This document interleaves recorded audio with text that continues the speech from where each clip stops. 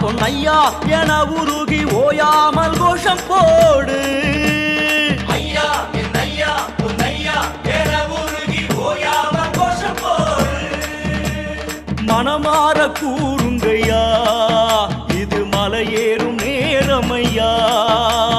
தலபாரம் இறங்கும் முன்னே நம்ம மனபாரம் இறங்குமையா. ஐயப்பான பாடு பொன்னையன தேடு பரவச வழிபாட்டிலே.